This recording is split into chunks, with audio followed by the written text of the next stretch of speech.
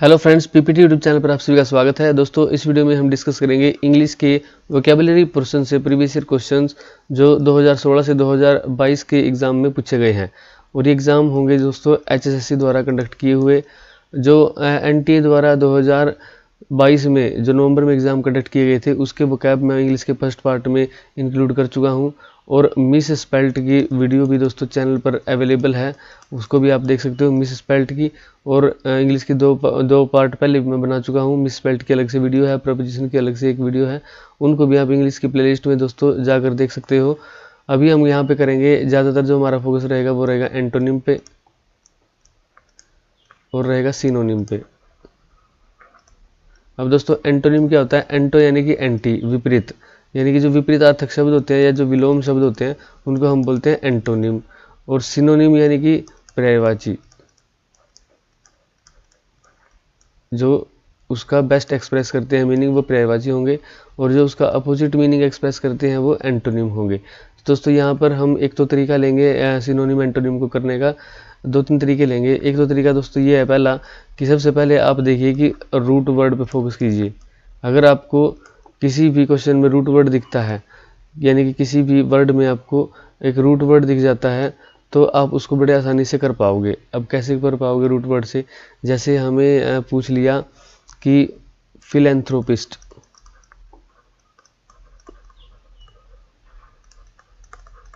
Philanthropist. अब आपको root word यहाँ पे क्या क्या दिख रहे हैं? फिल एक तो रूट वर्ड है यहाँ पे, एक एंथ्रोप रूट वर्ड है। एंथ्रोप होता है मानवता, मानवता के लिए रूट वर्ड यूज़ करते हैं एंथ्रोप। और फिल जो यूज़ करते हैं वो करते हैं हम लव के लिए, यानी कि जो अट्रैक्ट करता है या जो उसके बारे में अच्छा सोचता है। तो फिलैंथ्रोपिस्ट क्या हुआ? मानवता के बारे में, मानवता की भलाई करने वाला या मानवता की भलाई के बारे में सोचने वाला हो जाएगा फिलैंथ्रोपिस्ट। ऐसे ही दोस्तों अगर मिज़ैंथ्रोपिस्ट अगर पूछे, मिज़ जो वर्ड है वो घृणा के लिए यानी कि नफरत के लिए यूज होता है, तो फिर मानवता से नफरत करने वाला हो जाएगा मिज़ैंथ्रोपिस्ट। तो एंथ्रोपोलॉजी दोस्तों क्या होती है? जो मानवता होती है उसकी अध्ययन को एंथ्रोपोलॉजी बोल देते हैं। ऐसे कई सारे रूट वर्ड आप निकाल सकते हो। जैसे एक वर्ड आता है आपके पास लोक्वेशियस, लोक्वेशियस। अब लोक्वेशियस में देखिए LOQ, लोक, ये किससे रिलेटेड है? ये बोलने चालने से रिलेटेड है, बोलने से रिलेटेड है लोक्वेशियस, लोक। ठीक है, तो जो ज़्यादा बोलेगा वो लोक्वेशियस कहलाएगा। इसके सिनोनिम एंटोनिम क्या क्या हो सकते हैं? जैसे टेसिटर्न, जो बिल्कुल नहीं बोलता, टेसिटर्न। ठीक है, एक टेसिटर्न हो सकता है, इसका अपोजिट हो जाएगा। और टॉकेटिव, टॉकेटिव क्या हो जाएगा? इसका सिनोनिम हो जाएगा। और क्या क्या रूट वर्ड आप निकाल सकते हो यहाँ से? देखिए लोक्वेसिस, एक वर्ड आता है सर्कम लोक्यूशन, सर्कम लोक्यूशन। अब लोक आ गया, और सर्कम यानी कि घुमा के बात करने वाला सर्कम लोक्यूशन बोला जाता है। अब दोस्तों रूट वर्ड पे अगर आप फोकस करोगे तो इन क्वेश्चंस को आप दोस्तों कुछ हद तक टैकल कर सकते हो। और रूट वर्ड नहीं तो कहीं हर एक क्वेश्चन में, हर एक वर्ड में रूट वर्ड भी नहीं मिलते, तो उनको आप कैसे करोगे? या तो किसी रेफरेंस से उनको आप याद कर सकते हो, जैसे उनके जैसे ही दो चार वर्ड एक साथ याद कर लो। ठीक है, या फिर आप क्या कर सकते हो दोस्तों, उसमें वो सीधा ही लर्न कर सकते हो, सीधा ही याद कर सकते हो, या उसको रट सकते हो, जिसमें ना रूट वर्ड मिले ना कोई कनेक्शन मिले, उसको फिर सीधा रटना पड़ेगा। ऐसा नहीं होता कि अगर आपके पास 40 वर्ड है तो 40 के 40 आपको रटने पड़ेंगे, नहीं। 40 में से कम आपके 20 वर्ड याद हो जाते हैं रूट वर्ड वाले मेथड से, और कम से कम आपके 10 क्वेश्चन याद हो जाते हैं कनेक्शन वाले मेथड से, रेफरेंस वाले मेथड से। और फिर 10 वर्ड ही दोस्तों आपको क्या करने पड़ेंगे? रटने पड़ेंगे। बाकी के सारे आपको वैसे ही याद हो सकते हैं रेफरेंस से, ट्रिक से, या रूट वर्ड मेथड से। तो चलिए पहले क्वेश्चन पे चलते हैं। चैनल पर नए हो तो चैनल को सब्सक्राइब जरूर करें। पहला क्वेश्चन है, find the Rongli spelt word. देखिए रोंगली स्पेल्ट वर्ड, पहले ही मिस स्पेल्ट आ गया। मिस स्पेल्ट की वीडियो मैंने चैनल पर डाल रखी है पहले ही, लेकिन यहाँ पर मैंने ये क्वेश्चन क्यों लिया है? क्योंकि ये सारे के सारे जो वर्ड है ना, ये इंपॉर्टेंट है, इनके आपको मीनिंग पता होने चाहिए। अब देखिए रोंगली स्पेल्ट वर्ड कौन सा, पहले तो ये देख लेते हैं। एंटीपैथी जो है वो रोंगली स्पेल्ट वर्ड है। एंटीपैथी ऐसे नहीं बनेगा। एंटीपैथी कैसे बनेगा? एंटीपैथी, ये होता है एंटीपैथी की स्पेलिंग, ई की जगह आई आएगा। इसके बाद देखिए इनके मीनिंग क्या क्या होते हैं। सबसे पहले तो आप देखिए कि वर्ड क्या क्या होते हैं सारे। Apathy, apathy, empathy, sympathy, antipathy, telepathy, ये सारे वर्ड्स हैं। पैथी जो रूट वर्ड है ना दोस्तों, पैथी, पैथी रूट वर्ड होता है फीलिंग के लिए, फीलिंग के लिए पैथी रूट वर्ड यूज किया जाता है। अभी आपको देखिए यहाँ पे एंटीपैथी, यानी कि ऐसी फीलिंग जो अपोजिट हो तो उसको क्या बोलते हैं, एंटीपैथी। इसके लिए आपको एग्जाम में देखने को मिलता है एक वर्ड की स्ट्रोंग डिसलाइक, स्ट्रोंग डिसलाइक। अगर ऐसे करके आपसे पूछे कि एक फीलिंग है जिसमें स्ट्रोंग डिसलाइक की फीलिंग आती है तो वो होती है एंटीपैथी। उसका मीनिंग क्या होगा दोस्तों, एंटीपैथी होगा। फिर देखिए अपैथी, आगे क्या लगा दिया, सिर्फ ए लगा दिया। अब पैथी है उसका एपैथी। ऐसे में क्या होगा दोस्तों, no feeling at all, no feeling. ऐसा नहीं है कि एंटी फीलिंग है, विपरीत फीलिंग है, उसके पास फीलिंग ही नहीं है, ना उसके पास विपरीत फीलिंग है, ना उसके पास उसको समझ हमदर्दी है उसके पास, ठीक है, कोई भी फीलिंग नहीं है उसके पास, ना अच्छी फीलिंग है ना बुरी फीलिंग है, तो उसको बोल देंगे एपैथी। इम्पैथी होता है ability to feel others, to feel others happiness या सोरो, दूसरे के दुख सुख को समझने की शक्ति क्या होती है, एम्पैथी होगी। यहाँ पे देखिए जैसे किसी के साथ कोई हादसा हो गया, अगर आप समझ सकते हो कि हाँ हादसा हो गया, बुरा हुआ है, तो एम्पैथी आपके अंदर वो फीलिंग है। फिर अगर आप उसके पास जाओगे और जाके उसके पास हमदर्दी दिखाओगे कि जो हुआ बुरा हुआ, तो उसमें क्या होगा, उस केस में हम बोलेंगे सिंपैथी, सिंपैथी, सिंपैथी मतलब सिंपैथी, जो उसको फीलिंग हो रहा है वही अगर आप भी फील कर रहे हो तो सिंपैथी हो जाती है, फिर हमदर्दी हो जाती है। फिर देखिए एंटीपैथी मैं बता चुका हूँ पहले ही। फिर देखिए टेलीपैथी, टेले जो वर्ड है ना, यहाँ से रूट वर्ड देखिए टेलीपैथी, टेले का मतलब होता है दूर, पैथी मतलब फीलिंग। इसका क्या मतलब होता है, दूर से ही अगर आप अगर फील कर जाओ। अब दूर से का मतलब ये नहीं कि आपने देख लिया और फिर आप फील कर रहे हो, दूर से देख कर नहीं, देख लिया तो इसका मतलब आपने, आप उसके पास ही हो। टेलीपैथी का क्या मीनिंग होता है, अब जैसे टेलीविजन, टेलीविजन, अब ऐसा विजन जो दूर से ही हम देखें। अब हम खड़े हैं, आंखों से देख रहे हैं दूर 1 किलोमीटर दूर, वो टेलीविजन नहीं है। टेलीविजन क्या है, कहीं पे मूवी शो या कोई भी नाटक वगैरह बन रहा है और हम उसको टेलीविजन पर अपने यहाँ पर देख रहे हैं, हम उनको डायरेक्ट नहीं देख सकते, ऐसे करके इस माध्यम से देख रहे हैं, तो टेलीविजन, इस विजन को उसने दूर पहुँचा दिया। अब जैसे आपने एक बचपन में एक स्टोरी पढ़ी होगी महात्मा बुद्ध की। महात्मा बुद्ध जी क्या करते थे, महात्मा बुद्ध को चोट लग जाती है और एक वैद्य होते हैं जो उनकी पट्टी करने के लिए आते हैं, और वो उनकी पट्टी करके चले जाते हैं, और वो जाके दिमाग में सोचने लग जाते हैं घर पे कि शाम को 4 बजे या 5 बजे मैंने पट्टी खोल देनी थी, लेकिन मैंने पट्टी नहीं खोली। तो हो सकता है वो पट्टी, महात्मा बुद्ध जी पट्टी ना खोलें और उनको ज़्यादा क्या हो जाए, वो उसकी चोट जो है वो गल जाए। तो क्या करेगा, महात्मा बुद्ध ने अपने आप ही दिमाग में सोचा, अपने आप ही दिमाग में उसमें फीलिंग आई कि वो बंदा कुछ सोच रहा है, जो वैद्य है, जो डॉक्टर है, वो कुछ सोच रहा है कि ये पट्टी खोलनी है। तो उसको पता चल गया कि पट्टी खोलनी है, तो उसने पट्टी खोल दी अपने आप। जब वो डॉक्टर आया वहाँ पे दौड़ के कि कहीं दिक्कत हो जाए, कहीं उनका पैर गल जाए, तो वो आया भागा हुआ, उसने देखा कि महात्मा बुद्ध ने तो पहले ही पट्टी खोल दिया। तो उसने फिर पूछा कि आपने ये कैसे किया, तो उसने बोला, महात्मा बुद्ध जी ने बोला कि मेरे को पता चल गया था कि तू दिमाग में क्या बोल रहा है, क्या सोच रहा है, ठीक है। तो ऐसी जो फीलिंग होती है ना, उसको बोलते हैं टेलीपैथी। ऐसी फीलिंग को टेलीपैथी, यानी कि हम दूर से ही फीलिंग को समझ जाएं, बिना देखे ही बिना बोले ही अगर हम फीलिंग को समझ जाएं तो उसको बोलते हैं टेलीपैथी। नेक्स्ट क्वेश्चन देखिए, dash is the synonym of consent, consent. ये आपको दिमाग में बिठाना है कि जो कंसेंट होता है ना, वो वर्ड होता है कि स्वीकृति देने से रिलेटेड, स्वीकृति देना, अपनी हामी भरना, अपनी परमिशन दे देना, ठीक है, उसको हम बोलेंगे कंसेंट। यहाँ पे देखिए dash is the synonym of consent. अब देखिए आप इसको ऐसे भी कर सकते हो, अगर आपको एग्जैक्ट मीनिंग नहीं पता। यहाँ पे देखिए फाइट, झगड़ा हो रहा है, तो कंसेंट तो स्वीकृति कब देगा, कोई जब राजी होगा, कभी जब उससे एग्री होगा तभी तो स्वीकृति देगा। अब यहाँ पे डिसएग्रीमेंट भी नहीं हो सकता क्योंकि सिनोनिम पूछा है तो अपोजिट मीनिंग हो रहे हैं। रिजेक्शन, रिजेक्ट तो कर दिया तो उसको परमिशन कैसे मिली, तो ये भी नहीं है। अप्रूवल, अप्रूव कर दिया उसने उस चीज़ को तो अपनी कंसेंट दे दी यानी कि स्वीकृति दे दी। तो राइट आंसर यहाँ इसके ऑप्शन के हिसाब से क्या हो जाएगा, बी इसका राइट आंसर हो जाएगा। नेक्स्ट क्वेश्चन देखिए, find the word that names a necessary part of underlined word. दोस्तों आपने छोटी क्लासों में जब स्कूलों में हम पढ़ते थे तो क्या होता था, टीचर्स के पास बुक्स आती थी और एक ऐसी कॉपी आती थी जो स्पेसिमैन कॉपी भी होती थी, उसी को फैसिमिल भी बोल देते थे। यानी कि फैसिमिल क्या होता है, किसी भी चीज़ की कॉपी होती है एक। अब यहाँ पे देखिए कोई पिक्चर, कोई इमेज, कोई मिमियोग्राफ। मिमियोग्राफ क्या होता था, कॉपी करने की पहले एक मशीन होती थी जिसको बाद में प्रिंटर वगैरह ने रिप्लेस कर दिया और फोटोग्राफ वगैरह ने रिप्लेस कर दिया। अभी तो मिमियोग्राफ इतना प्रचलित नहीं होता, पहले होता था। तो पिक्चर या इमेज या मिमोग्राफ, यहाँ पे इसके बेस्ट मीनिंग क्या होंगे, कॉपियर, यानी कि कोई कॉपी। यहाँ पे कॉपियर की बजाय कॉपी लिखता अगर तो फैसिमिल का बेस्ट एक्सप्रेस होता, तो हम कॉपियर के साथ जाएंगे। राइट आंसर हो जाएगा डी, फैसिमिल। इसको आप ऐसे याद कर सकते हो, फेस है ऐसा जो असली नहीं है, फैसिमिल, तो यानी कि वो कॉपी होगा फिर। नेक्स्ट क्वेश्चन देखिए, dash is the antonym of disagreement.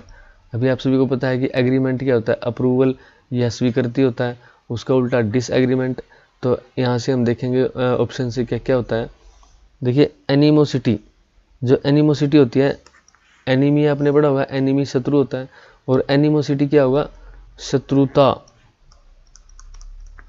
शत्रुता द्वेषपूर्ण जो भी चीज़ होती है या द्वेष को भी बोल सकते हैं। फिर देखिए स्ट्राइफ, स्ट्राइफ क्या होता है, स्ट्राइफ भी क्या होता है, झगड़ा होता है। लेकिन जब एक ग्रुप के अंदर झगड़ा होता है, एक ग्रुप के अंदर कई सारे लोग हैं, आधे इस तरफ आधे इस तरफ, तो उनमें जो झगड़ा होता है उसको बोलते हैं हम स्ट्राइफ। जैसे स्ट्राइक नहीं बोल देते, स्ट्राइक, तो मिलते जुलते से वर्ड है। स्ट्राइक कब करेंगे, झुंड में करेंगे ना स्ट्राइक, कई सारे लोग इकट्ठे होते हैं। तो स्ट्राइफ कब होगा, स्ट्राइफ भी कब होगा, जब झुंड में इकट्ठे होंगे लोग, उनमें झगड़ा होगा तो स्ट्राइक होता है।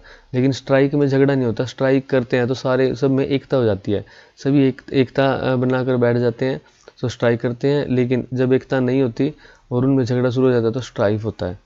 रिफ्यूजल, रिफ्यूज़ कर दिया, रिफ्यूजल का मतलब रिफ्यूज़, उसने मुझे रिफ्यूज़ कर दिया, ठीक है। रिफ्यूज़ करना मतलब मना कर देना, तो यानी कि इसका डिसएग्रीमेंट का ये भी नहीं हुआ, क्योंकि ये तो डिसएग्रीमेंट से रिलेटेड हो गए सारे।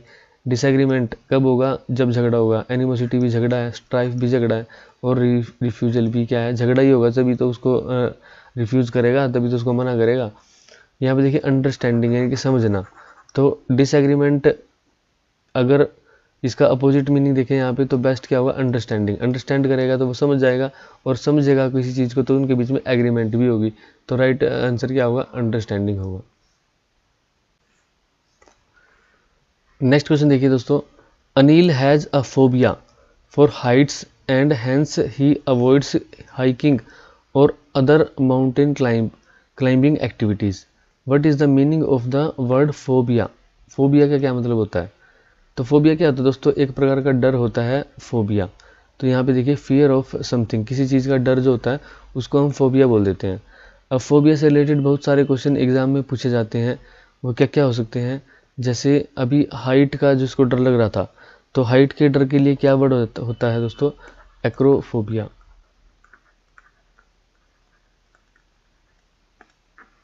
एक्रोफोबिया। अभी देखिए यहाँ पे एक्रोफोबिया में एक्रो जो वर्ड है वो हाइट को दर्शाएगा या ऊंचे स्थानों को दर्शाएगा, फोबिया डर को दर्शाएगा।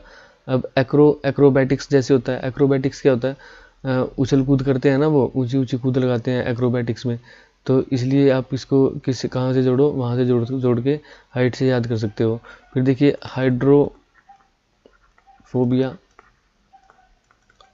एक वर्ड होता है हाइड्रोफोबिया, एक वर्ड होता है फोटोफोबिया। एक वर्ड जो बहुत बार एग्जाम में पूछा जाता है वो है क्लस्ट्रोफोबिया।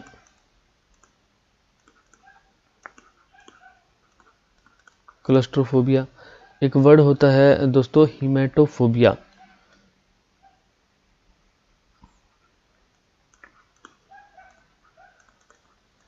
हिमेटोफोबिया। एक वर्ड होता है पैथोफोबिया।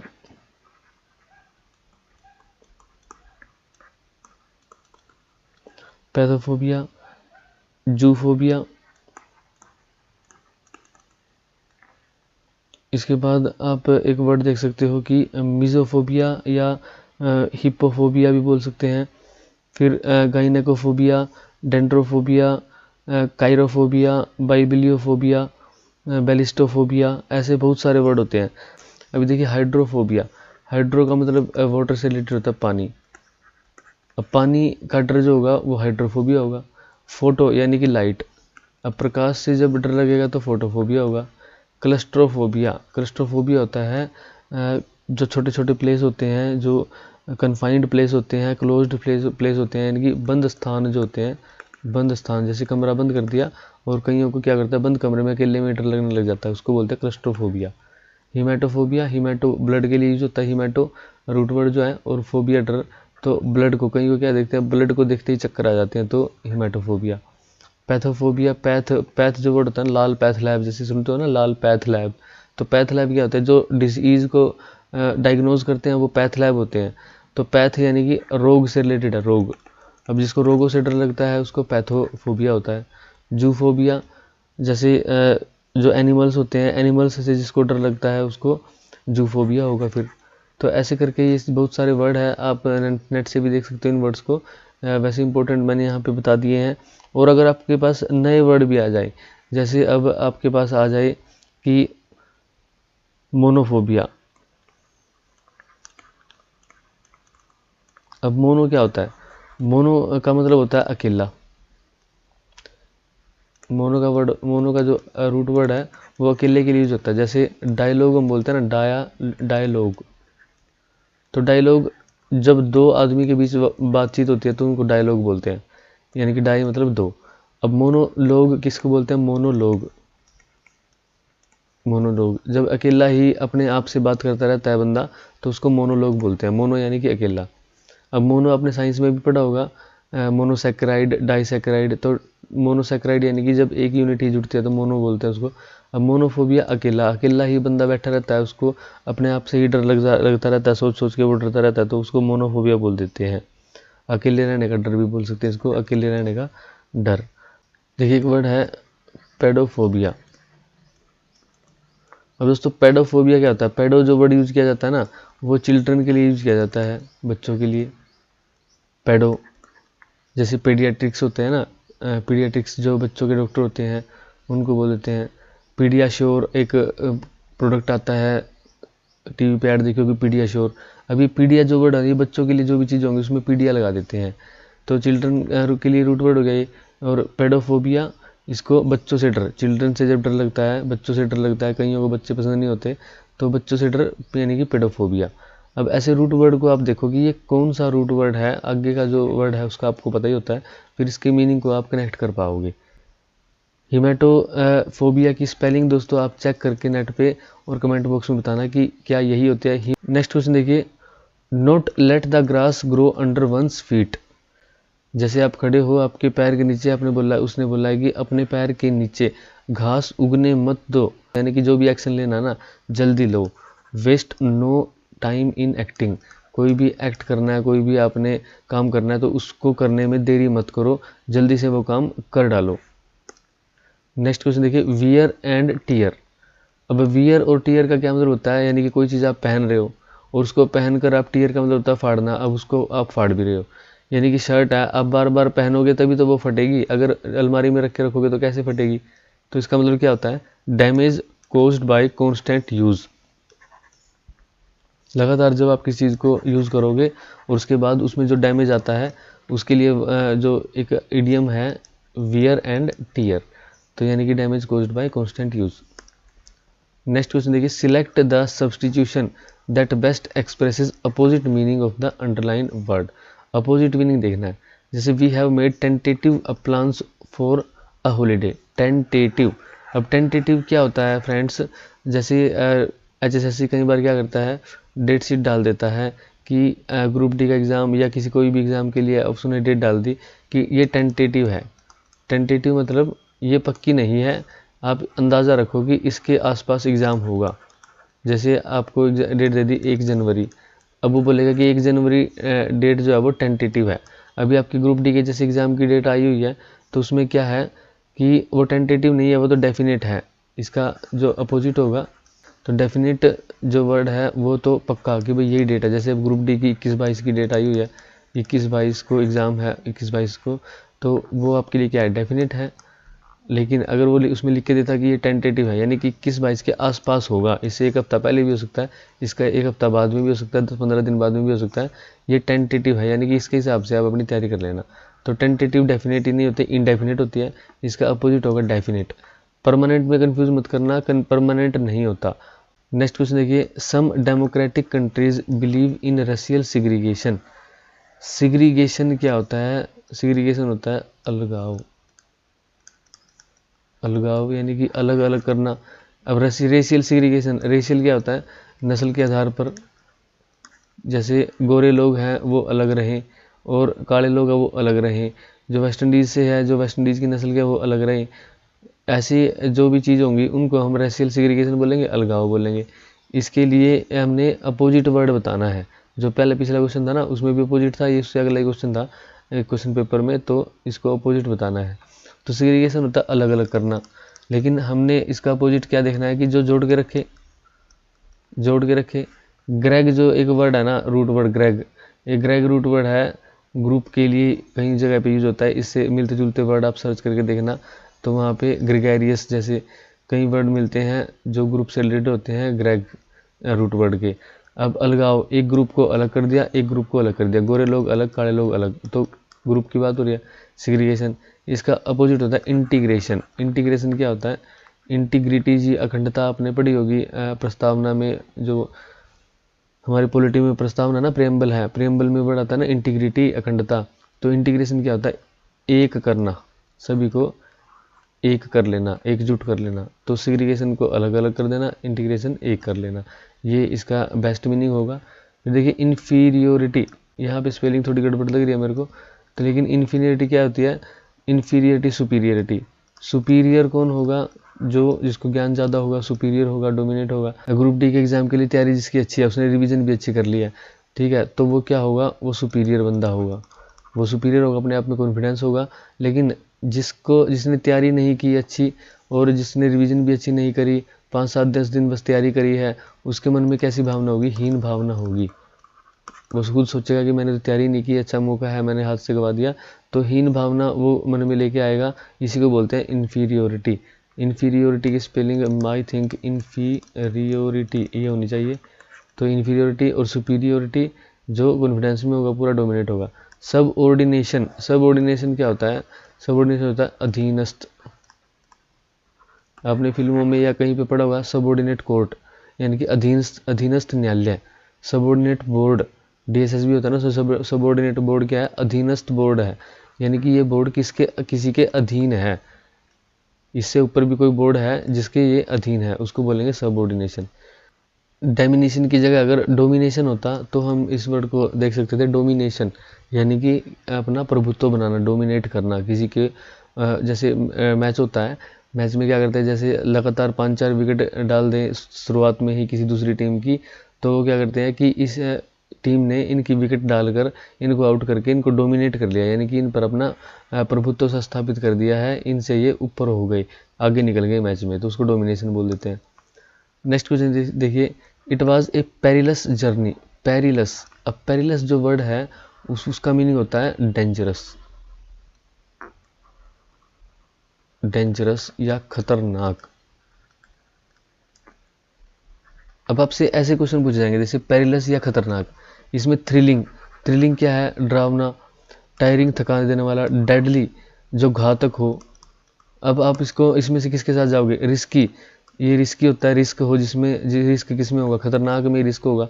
तो अब आपको लगेगा ये भी सही हो सकता है, ये भी सही हो सकता है, लेकिन बेस्ट इसका मीनिंग क्या है? रिस्की इसका बेस्ट मीनिंग है। जब खतरों से कोई चीज़ भरी होगी ना, तो उसमें रिस्क होगा, उसको बोलते हैं रिस्की, यानी कि इसमें खतरा है, रिस्की।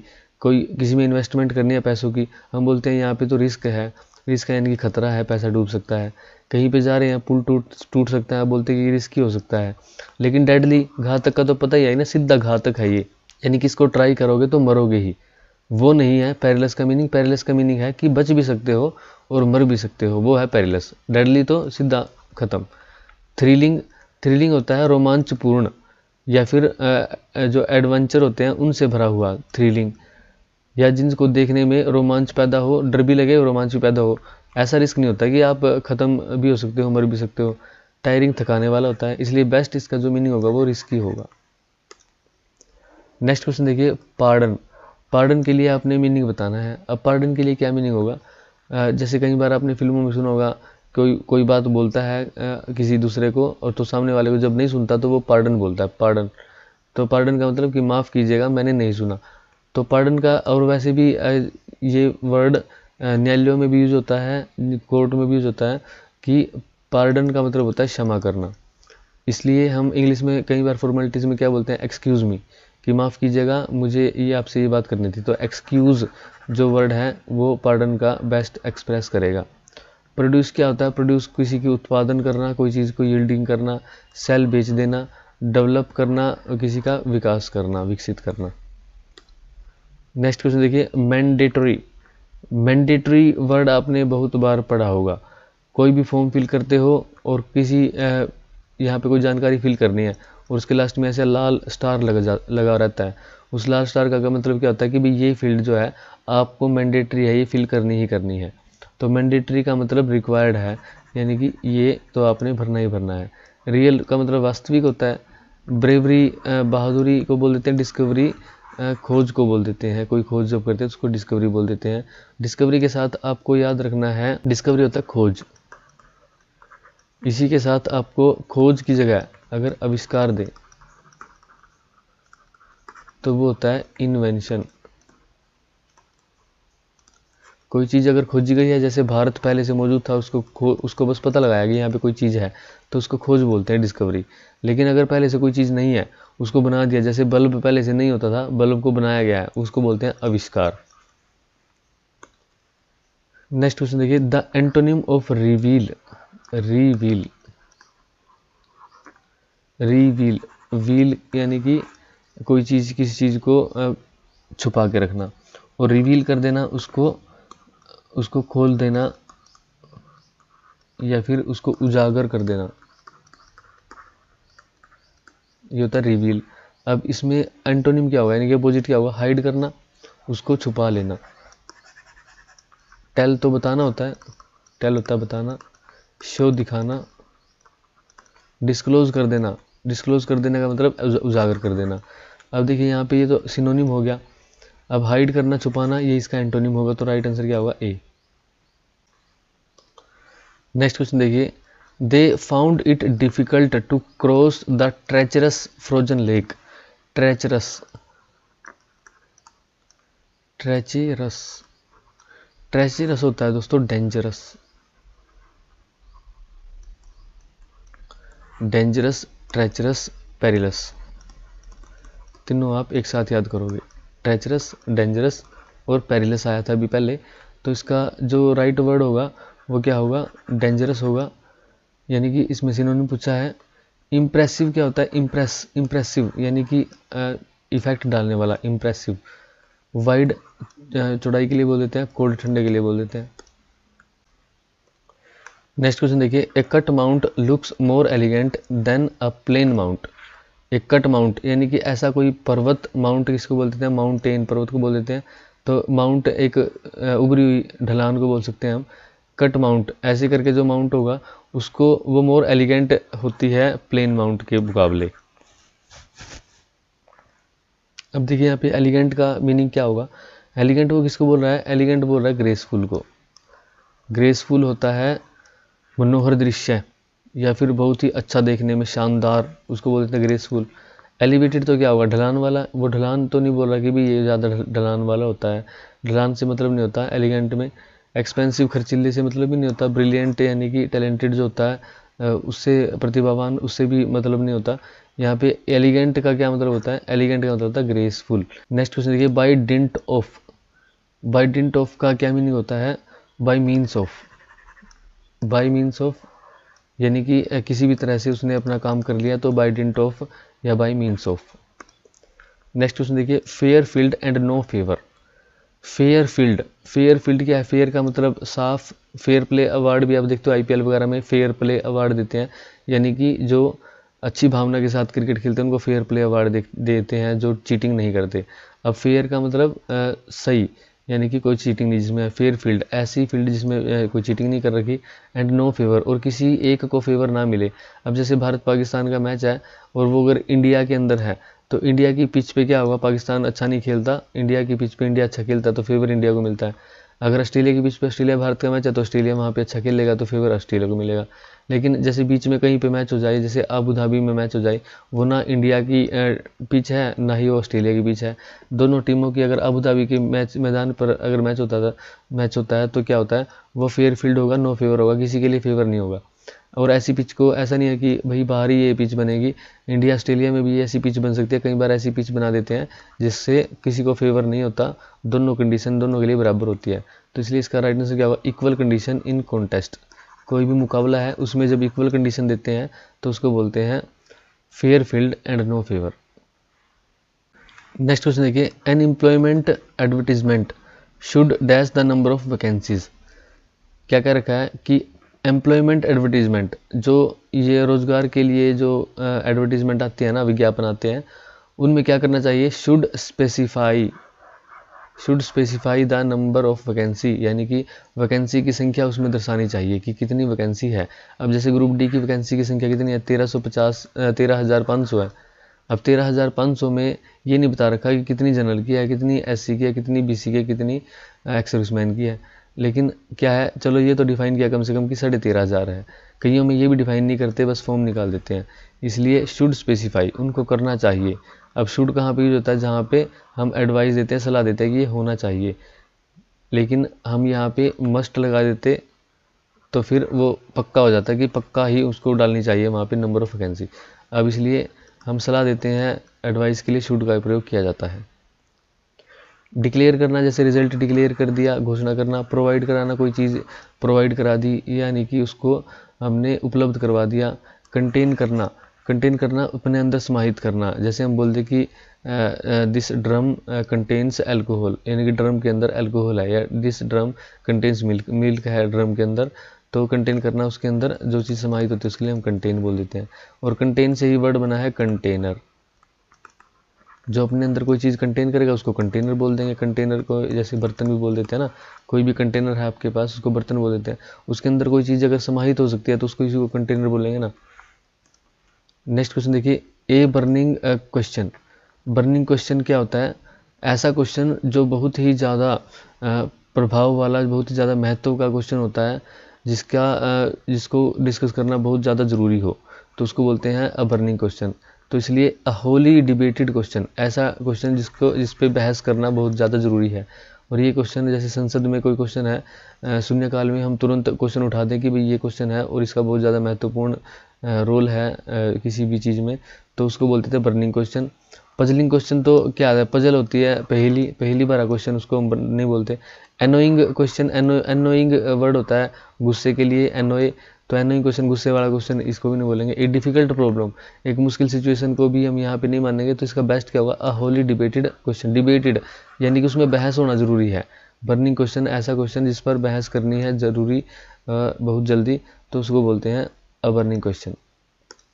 नेक्स्ट क्वेश्चन देखिए, टू ब्यूरी द हैचेट। अब ब्यूरी क्या होता है, ब्यूरिड, अगर कोई बॉडी वगैरह को दफनाते हैं ना ज़मीन के नीचे तो उसको बोलते हैं ब्यूरिड। अब दफनाना, ब्यूरी द हैचेट, यहाँ पे क्या है, अगर कोई बात चल रही है, हम बोलते हैं कई बार कि छोड़ो बात को, ख़त्म करो, मिट्टी डालो। तो मिट्टी डालो यानी कि उसको दफनाओ उस बात को, और उसको दोबारा मत उठाओ। तो यहाँ पे क्या होगा, the bury, to bury the hatchet, to make peace, शांति। झगड़ा चल रहा था, बोला कि इसमें इसको गड्ढे में डालो और माटी डालो इसके ऊपर, तो मिट्टी डालने से क्या होगा, वो बात खत्म हो जाएगी और झगड़ा समाप्त हो जाएगा और शांति हो जाएगी। तो इसलिए इसको क्या बोलते हैं, टू ब्यूरी द हैचेट को बोलते हैं to make peace. To obtain money, पैसा इकट्ठा करना। टू कीप ए सीक्रेट, अपने अंदर राज को दफनाना। ब्यूरी द डेड, किसी डेड को दफनाना, ये नहीं होता। एक चीज़ देखना हमेशा, जो इडियम मुहावरे वगैरह होते हैं ना, वो उसमें कोई चीज़ होती है लेकिन वो किसी दूसरी चीज़ को इंगित कर रहा होता है, सेम मीनिंग नहीं होता कभी भी। नेक्स्ट क्वेश्चन देखिए दोस्तों, give one word substitution for the following, holding fast और keeping firm hold on an object और प्रिंसिपल, यानी कि सिद्धांतवादी, किसी सिद्धांत को मानने वाला, तो उसको हम बोलते हैं टेनेसियस। ये वर्ड आपको डायरेक्ट याद रखना पड़ेगा। टीनेसियस सिद्धांतवादी को बोल देते हैं। अभी टेंडेंसी क्या होता है, किसी चीज़ की तरफ जैसे हम इंगित हो तो उसको टेंडेंसी बोल देते हैं, यानी कि इसकी टेंडेंसी ऐसी है। जैसे हम बोल देते हैं पेड़ है, अब पेड़ की टेंडेंसी होती है धूप की तरफ जाना, सूरज इधर धूप है तो इसकी टेंडेंसी होती है इसकी तरफ जाना। इस चीज़ को हम बोलते हैं फोटोट्रोपिज्म, इसकी मूवमेंट होती है ट्रोपिज्म मूवमेंट, फोटोट्रोपिज्म। अगर पानी की तरफ इसकी जड़ें जाती है उसको बोलते हैं हाइड्रोट्रोपिज्म, यानी कि क्या इसकी टेंडेंसी है उनकी तरफ जाना। अब देखिए यहाँ पे टीटोटोलर क्या होता है, जो टीटोटोलर यहाँ पे मेरे हिसाब से ए होना चाहिए, आप इसकी स्पेलिंग चेक करना। टीटोटोलर, टीटोटोलर में क्या होता है, जो एब्सटेन करता है अल्कोहल वगैरह से, जो ड्रिंक वगैरह नहीं करता उसको बोलते हैं टीटोटोलर। नेक्स्ट क्वेश्चन देखिए दोस्तों, give one word substitutes for the following from the alternative given below them. Not large enough in amount और साइज, अमाउंट या साइज में जो ज़्यादा बड़ा नहीं है। और मियागर यानी कि कम, मियागर बोलते हैं कम के लिए हम वर्ड यूज़ करते हैं मियागर। तो यहाँ पे देखिए जो स्किम्पी जो वर्ड होता है स्किम्पी, वैसे भी एक स्किनी वर्ड को आप याद रख सकते हो, इसको स्किनी वर्ड से स्किन, और इसको बोलते हैं स्किनी। स्किनी यानी कि त्वचा होती है, और स्किनी जो बहुत ही पतला होता है उसको स्किनी बोल देते हैं, जो बहुत ही नाजुक हो पतला हो स्किनी बोल देते हैं उसको। तो स्किनी से आप स्किम्पी को याद करो, स्किम्पी में भी साइज ज़्यादा लार्ज नहीं होता, मियागर नहीं, मियागर होता है वो बहुत ही कम होता है, तो उसके लिए हम स्किम्पी वर्ड यूज कर देते हैं। यहाँ पे देखिए सोवरेन, सोवरेन की स्पेलिंग आप जरूर याद कर लेना। प्रभुत्व जो होता है, संप्रभुत्व, ये वर्ड प्रेम्बल में भी मिलता है, उसको आप जरूर याद करना, यहाँ पे स्पेलिंग पूछी जाती है। तो REIGN होता है। देखिए सोलेम, सोलेम क्या होता है, MN, यहाँ पे आपको स्पेलिंग में पूछा जाता है, ये भी इसमें लास्ट में MN लगता है। हम कई बार क्या कर देते हैं सोलेम ये स्पेलिंग दे के आते हैं राइट, लेकिन सोलेम N की साउंड भी पीछे आएगी, इसलिए इसको आप याद रखना। अगर इसका मीनिंग पूछा जाए आपसे तो सोलेम का मीनिंग क्या होता है, अकेला या गंभीर जो व्यक्ति होता है उसको हम सोलेम बोल देते हैं अकेले के लिए। इसको जैसे सोलो परफॉर्मेंस होती है ना, सोलो, सोलो क्या होती है, जो अकेला डांस करता है उसको सोलो, अकेला गाना गाता है उसको सोलो परफॉर्मेंस बोल देते हैं। तो वहीं से रूट वर्ड के लिए सोलेम ने यहाँ पे बनाया, अकेले के लिए जो गंभीर होता है, ज़्यादा खुश नहीं होता। नेक्स्ट क्वेश्चन देखिए friends, what does a formal resignation and renunciation of power means, यानी कि शक्तियों को क्या कर देना, त्याग कर देना, उनका रेजिग्नेशन कर देना, या रिनंसिएशन भी त्याग से रिलेटेड होता है, उसको त्याग देना। तो उसका क्या मीनिंग होता है, एब्डिकेशन मीनिंग होता है, एब्डिकेशन, एब्डिकेट कर दिया यानी कि उसको त्याग दिया। यहाँ पे देखिए सेक्लूजन का मतलब क्या होता है, सेक्लूजन एक प्रकार से एकांत मतलब होता है सेक्लूजन का। अगर प्राइवेट प्लेस पे कहीं पे अलग से एक बंदा एकांत में रहता है तो उसको सेक्लूजन बोल देते हैं। ऑक्सिलरी बोल देते हैं हेल्प के लिए, हेल्पिंग जो चीज़ होती है, जो सहायक जो चीज़ होती है उसको ऑक्सिलरी बोल देते हैं। सुपर न्यूमरेरी, सुपर न्यूमरेरी नंबर से रिलेटेड है, नंबर। और सुपर न्यूमरेरी किसको बोलते हैं, इतनी संख्या में यदि कोई चीज़ हो जो पर्याप्त हो तो वो सुपर न्यूमरेरी हो जाती है, यानी कि रिक्वायर्ड हो उससे, उसके लिए उचित हो, जो जितनी रिक्वायर्ड है ना, जितनी चाहिए, अगर उतनी ही मात्रा में हो तो सुपर न्यूमरेरी बोल देते हैं। नेक्स्ट क्वेश्चन देखिए, select the synonym of the word in capital. Zeal word दिया गया है, इसके मीनिंग को बताना है कि सिनोनिम कौन सा है। देखिए जील एंड जेस्ट, अगर आपसे वर्ड पूछा जाए जील एंड जेस्ट, दोनों ही उत्साह के लिए यूज होते हैं, एंथुजियाज्म के लिए यूज होते हैं। इसका मीनिंग होगा एंथुजियाज्म, राइट आंसर हो जाएगा बी। इंक्रीज होता है बढ़ाना, सॉफ्ट होता है मुलायम, ब्रेव होता है बहादुर। नेक्स्ट क्वेश्चन देखिए, select one word substitution for the following. Gain और profit over and above one's salary और वेजेस, कोई उसकी सैलरी है या वेजेस है उसके ऊपर को प्रॉफिट कमाना, क्या होगा, परक्यूसाइट। इस वर्ड को आप याद रखना, परक्यूसाइट होता है। सरप्लस, कोई चीज़ एक्स्ट्रा हो जाती है, सरप्लस होता है। इन्वेस्टमेंट, हम कहीं पे जब पूंजी को लगाते हैं तो इन्वेस्टमेंट बोला जाएगा। टर्न ओवर, टर्न ओवर क्या होता है, मुड़ जाना या बात से पलट जाना, तो टर्न ओवर होता है। नेक्स्ट क्वेश्चन देखिए दोस्तों, क्विक्सोटिक। अब क्विक्सोटिक का हमें अपोजिट मीनिंग बताना है, यहाँ पे क्वेश्चन ऊपर से कटा हुआ है तो अपोजिट मीनिंग बताना है। क्विक्सोटिक क्या होता है, जैसे क्विकली कोई चीज़ करें, क्विक्सोटिक ऐसा प्लान जो प्रैक्टिकल नहीं होता, जो प्रैक्टिकल नहीं होता उसको हम बोलते हैं क्विक्सोटिक।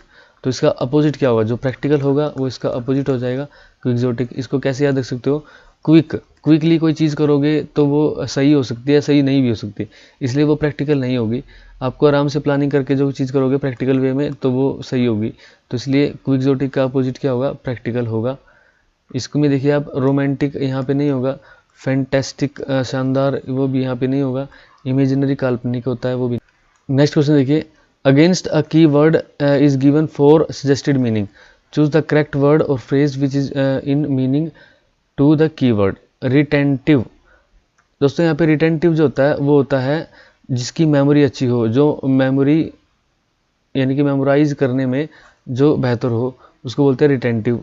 अब याद करना अगर जिसको आसान होता है उसको रिटेंटिव बोलते हैं। तो इसका सिनोनिम क्या होता है, नॉट फॉरगेटफुल, यानी कि जो भूल नहीं सकता। अब इसको भी क्या बोलेंगे, उसको बोलेंगे कि याद ही कर सकता है वो।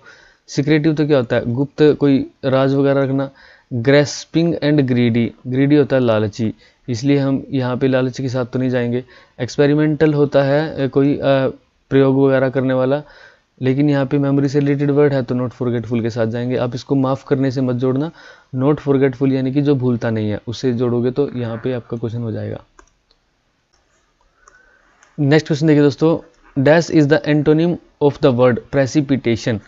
अब प्रेसिपिटेशन का क्या मीनिंग होता है दोस्तों, जब क्या होता है एटमॉस्फेयर में जो इवेपोरेटेड वाटर होता है वो इकट्ठा होकर बारिश बन के जब बरसना शुरू करता है तो वो प्रेसिपिटेशन उसको हम बोल देते हैं। यानी कि जब चीज़ें इकट्ठा होती है, ये केमिस्ट्री की लैब में भी आपने पढ़ा होगा कि प्रेसिपिटेशन हो रही है। तो इसका अपोजिट क्या होता है कि ड्राइनेस, बिल्कुल सूखा जब हो जाता है उसको बोलते हैं प्रेसिपिटेशन का अपोजिट। रेन वाटर स्टोरेज क्या होता है, बारिश के पानी को इकट्ठा करना। वाटर ड्रेनेज, पानी को ड्रेनेज के हेल्प से क्या करना, बाहर निकासी देना। स्प्रेइंग ऑफ वाटर यानी कि पानी का छिड़काव करना, वो स्प्रेइंग ऑफ वाटर होगा। तो प्रेसिपिटेशन का बेस्ट एंटोनिम क्या होगा यहाँ पे, ड्राइनेस। नेक्स्ट क्वेश्चन देखिए दोस्तों, dash is the antonym of explicit. अब एक्सप्लिसिट का मीनिंग क्या होता है, हिंदी में बोलते हैं इसको मुखर, यानी कि मुंह पे बोलने वाला मुखर। अब स्पष्ट भी बोल सकते हैं इसको, जो स्पष्ट चीज़ होती है वो उसको एक्सप्लिसिट बोल देते हैं। अब यहाँ पे देखिए एंटोनिम पूछा है, यानी कि जो स्पष्ट नहीं होता वो क्या होगा, कन्फ्यूज्ड होगा। अब प्रिसाइज क्या होता है, प्रिसाइज होता है जैसे जो चीज़ सही है वो सही बताना, जब प्रिसाइज यानी कि एक्यूरेट बताना। नेक्स्ट क्वेश्चन देखिए, to get into a university he had to take an assessment, what is the meaning of the underline word.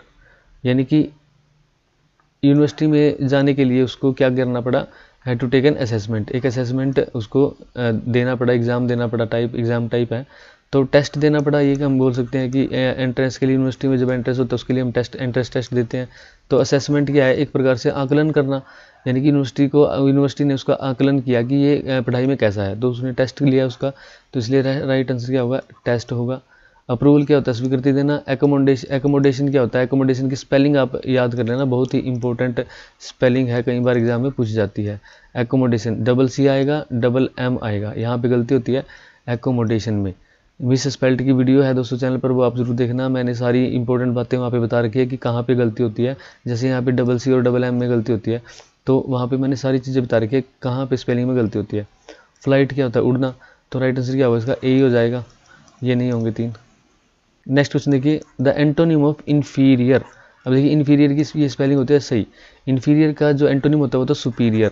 जो इन्फीरियर कौन होता है, जो आंतरिक, अंदरूनी या फिर हीन भावना वाला, कॉन्फिडेंस, लो कॉन्फिडेंस वाला, उसको इन्फीरियर बोल देते हैं, यानी कि जो डोमिनेट नहीं कर सकता।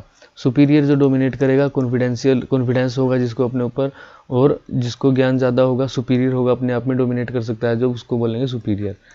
तो यहाँ पे इन्फीरियर का अपोजिट हो जाएगा सुपीरियर। एक्सीलेंट क्या होता है, अच्छा। एक्सटीरियर बाहर, अब ये इन्फीरियर है, ये एक्सटीरियर है, एक्सटीरियर का अपोजिट होता है इंटीरियर। इंटीरियर आंतरिक, एक्सटीरियर बाहरी। इन्फीरियर जो कॉन्फिडेंस लो है, जिसमें जो हीन भावना रखता है, जो डोमिनेट नहीं करता, उसको इन्फीरियर बोलेंगे। सुपीरियर जिसको कॉन्फिडेंस है, जिसको ज्ञान है, जो डोमिनेट कर सकता है, वो सुपीरियर है अपने आप में। सपोर्टिव जो सपोर्ट कर सकता है। नेक्स्ट क्वेश्चन देखिए, choose the correct synonym of the given word. Intention, ये वर्ड आपने बहुत बार सुना होगा। कहीं ज़्यादा जो लड़कियां वगैरह, लड़के वगैरह क्या करते हैं, कुछ भी गलती कर देते हैं और फिर एक्टिंग वो क्या करते हैं, मेरी ये इंटेंशन नहीं थी।